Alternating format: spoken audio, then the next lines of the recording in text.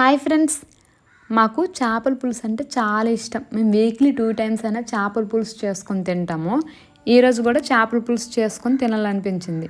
మా హస్బెండ్కి చెప్తే చేపల మార్కెట్కి వెళ్ళి చేపలు తీసుకొచ్చారు. ఏం చేపలు తీసుకొచ్చారంటే చందువాలతో చేపల పులుసు చేసుకొని తింటే భలే ఉంటుంది అబ్బా.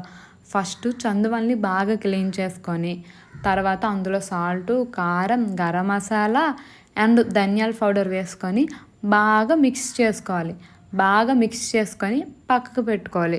తర్వాత ఆనియన్స్, పచ్చిమిర్చి చిన్న చిన్న ముక్కలుగా కట్ చేసుకొని పక్కకైతే పెట్టుకోవాలి. తర్వాత స్టవ్ మీద కళాయి పెట్టుకొని జీలకర్ర, మెంతులు, ఆవాలు, కట్ చేసుకున్న పచ్చిమిర్చి అండ్ ఆనియన్స్, కరివేపాకు వేసుకొని బాగా ఫ్రై చేసుకొని ఇవ్వాలి. ఫ్రై అయ్యాక నేనైతే టమాటా, అల్లం, వెల్లుల్లి మిక్సీ వేసేసాను, జ్యూస్లా చేసుకున్నాను.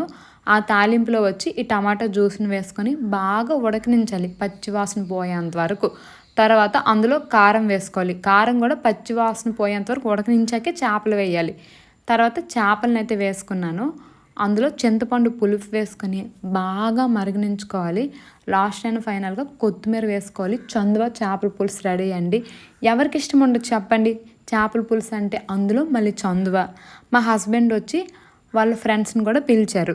మా హస్బెండ్కి వచ్చి కోడి గుండెకాయలు అంటే గొప్ప ఇష్టము. గుండెకాయలు తెచ్చారు, ఫ్రై చేయమన్నారు, చేసేసాను. వీళ్ళే మా హస్బెండ్ వాళ్ళ ఫ్రెండ్స్. ఈ అబ్బాయి వచ్చి మా అన్నయ్య, వెనకాతలు ఉన్న అబ్బాయి వచ్చి మా హస్బెండ్ వాళ్ళ తమ్ముడు. మా హస్బెండ్ వాళ్ళ తమ్ముడు కంట పెళ్లి సంబంధం అంట, చూడండి పాపం. Okay bye.